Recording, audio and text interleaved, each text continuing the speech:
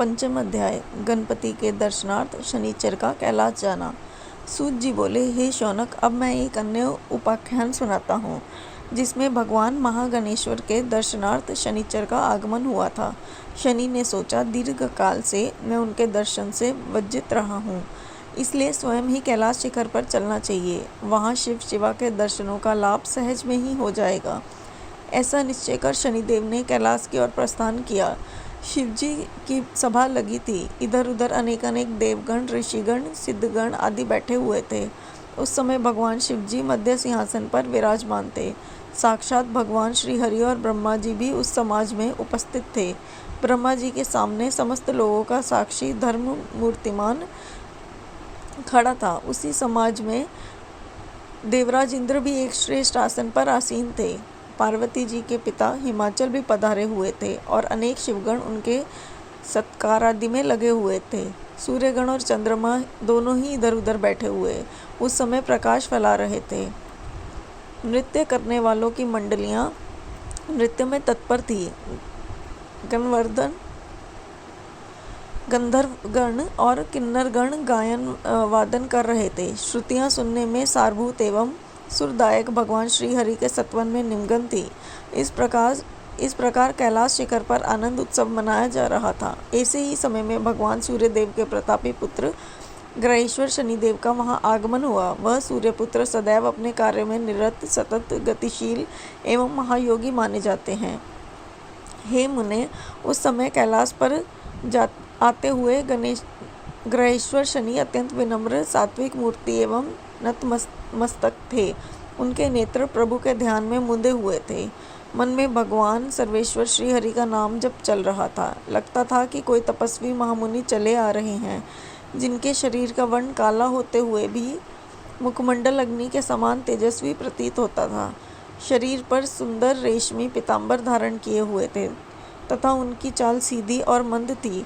धीरे धीरे शनिदेव भगवान शंकर के समक्ष पहुँचे और सभी उपस्थित देवताओं, प्रमुख मुनियों, सिद्धों, लोकपालों आदि के साथ उन्हें प्रणाम किया तथा आज्ञा पाकर एक और बैठ गए।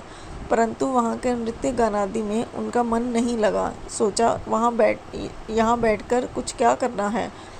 आनंद उत्सव में भाग लेकर आनंदित होना मेरा कार्य नहीं। जिस कार्य से आया हूँ वही किसी प्रकार से पूर्ण होना चाहिए। शनिदेव ने उठकर भगवान आशुतोष का सत्वन किया और बोले, प्रभु, मैं भगवान गणेश्वर के दर्शन चाहता हूँ, इसके लिए मुझे आज्ञा दी जाए।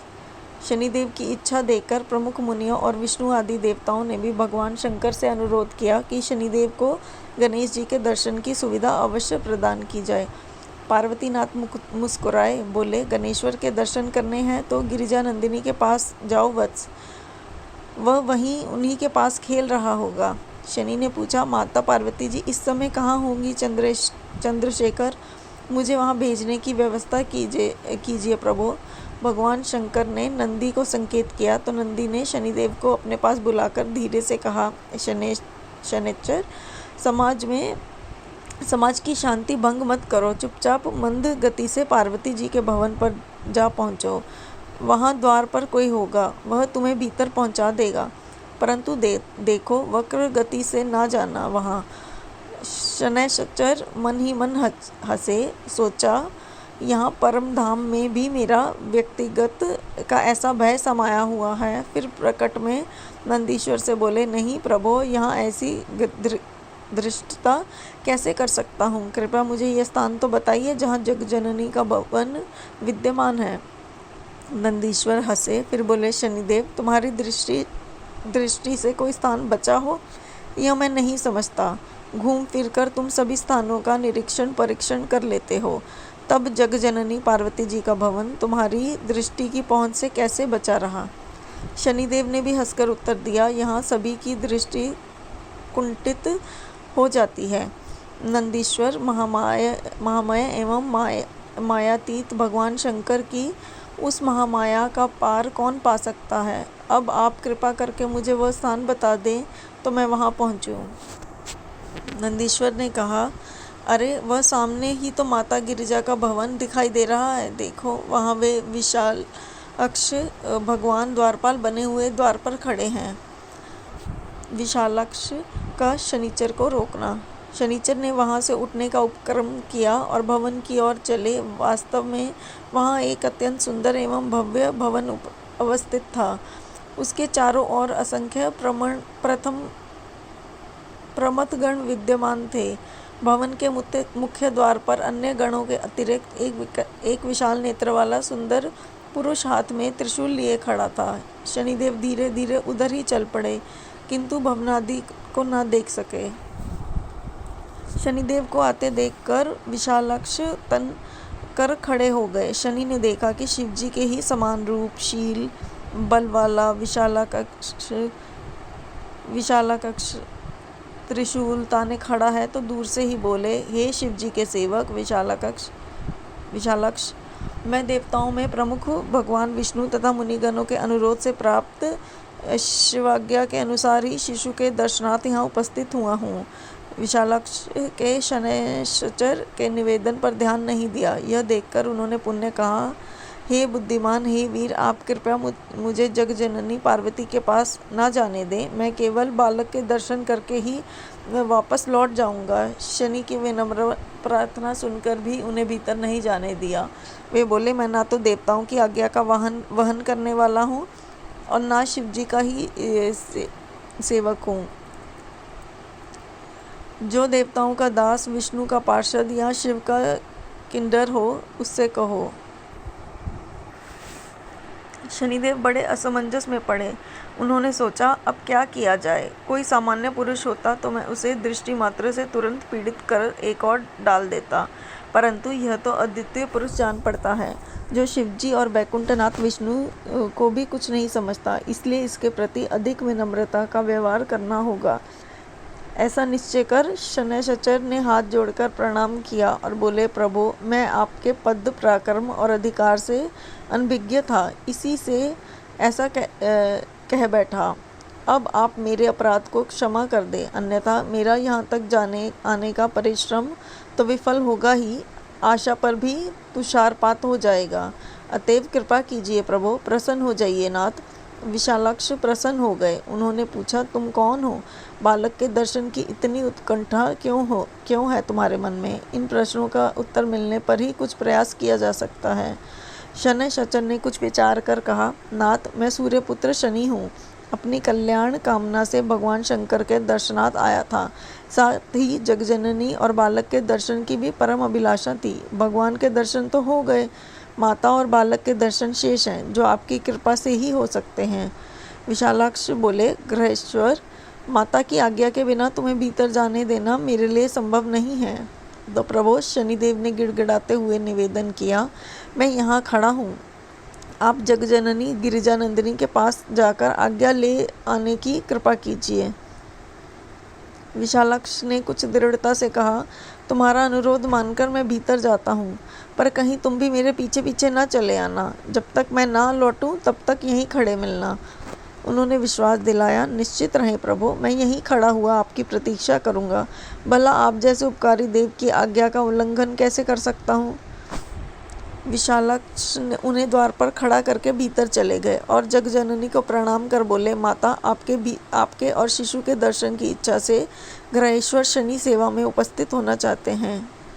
पार्वती की आज्ञा से शनि का अंतपुर में प्रवेश वर्णन। पार्वती जी ने कहा, उसे आने दो वत्स, वह भी सदैव आज्ञा में चलने वाला श्रेष्ठ अनुचर है। विशालाक्ष ने द्वार पर लौटकर कहा, ग्रहेश्वर, तुम माता की सेवा में उपस्थित हो सकते हो। यह कहकर उन्होंने मुख्य द्वार को कुछ खोल दिया। आज्ञा मिलने से हर्षित हुए शनिदेव भीतर पहुंचे और जननी उमा को देखते ही उन्होंने प्रणाम कर स्तुति करने लगे। माता एक अत्युच्च रत्नमणि जटित स्वर्ण सिंहासन पर विराजमान है। उनके चारों ओर असंख्य देवियां खड़ी थी। 5 प्रमुख सखियां श्वेत चामरों द्वारा निरंतर उनकी सेवा कर रही थी। कुछ अन्य सखियां तांबूल भेंट कर रही थी तो कुछ सुगंधित द्रव्य दर्पण कर रही थी। माता ने अपनी देह पर अग्नि के समान तेजस्वी वस्त्र धारण किए हुए थे। गले में स्वर्ण रत्नादि के दिव्य हार, हाथों में कंकण आदि आभूषण, भुजंड पर बाजूबंद, कमर में रत्न जटित श्रृंखला, चरणों में नुपुर सुशोभित थे। अद्भुत रूप राशि मई वे माता अपने तेज से ही समस्त भवन को प्रकाशित किए हुए थी। उनकी गोद में अद्वितीय शिशु विद्यमान था। उनके समक्ष अप्सराएं और देवगणाएं नृत्य कर रही थी। किन्नरियां और गंधर्वनियां गायन वादन में तल्लीन थी। इस प्रकार भवन में अद्वितीय आनंदोत्सव मनाया जा रहा था। वातावरण सर्वत्र शांत था। समस्त नारी समाज रस विभोर हो रहा था, परंतु सिर नीचा किए रहने के कारण वह कुछ भी न देख सके। सूर्यपुत्र शनि को अपने चरणों में दंडवत करते देखकर माता प्रसन्न होती हुई बोली, शनैश्चर वत्स, मैं तुमसे अत्यंत प्रसन्न हूँ। तुम निरंतर लोक कल्याणार्थ गतिशील रहते हो। अत्यंत आयुष्मान रहकर अपने कार्य का निर्वाह करते रहो। बोलो, और क्या चाहते हो? मैं तुम्हारी अभिलाषा सुनना चाहती हूँ। यदि कुछ इच्छा हो तो वर मांग सकते हो। शनिदेव ने कहा, जगजननी, मैं आपके शिशु दर्शन की कामना से यहाँ उपस्थित हुआ हूँ। आप मेरी यह इच्छा पूर्ण करने की कृपा करें। उमा ने कहा, वत्स, शिशु तो मेरी गोद में ही है। मेरे दर्शन के साथ उसके दर्शन भी सहज रूप से हो रहे हैं। अब और जो कुछ चाहते हो वह भी कहो। शनैश्चर ने निवेदन किया, मातेश्वरी, संसार में तप ही प्रधान कर्म है। सभी प्राणी अपने अपने कर्म रूप तप का ही फल भोगते हैं। शुभ या अशुभ कोई भी कर्म किसी भी कल्प में लुप्त नहीं होता। अपने ही कर्म फल रूप में उसे देवता, दैत्य, गंधर्व, किन्नर आदि योनियों की प्राप्ति होती है। कर्म फल से ही जीव इंद्रादि की पदवी प्राप्त कर लेता अथवा ब्रह्मा प्रभृति रूप ग्रहण कर लेता है। कर्म से ही उसे पशु, पक्षी, कीड़ा मकोड़ा आदि का जन्म धारण कराते हैं।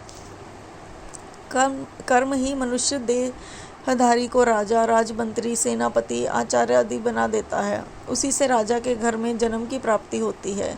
कर्म ही नीच ऊंच जाति, व्याधि, विपत्ति आदि में कारण होता है। कर्म ही तिर्यक योनियों में डालता है, वही जीव को वृक्षादि के रूप में डाल देता है। कर्म ही अल्प आयु या दीर्घायु में भी कारण है, वही जीव को चिंता में डालता और वही सभी चिंताओं से उबारने में समर्थ होता है। कर्म का फल ही मनुष्य को धनवान बनाता और उसी से अपनी गांठ का धन भी निकल जाता है। कर्म से ही मनुष्य को भाई, संतान एवं स्त्री आदि की प्राप्ति होती है। विश्व में आस्तिक अथवा अनास्तिक भी कर्म का ही फल समझो। यश, अपयश, हानि, लाभ, जीवन मरण आदि की प्राप्ति भी किए हुए कर्मों से ही होती है।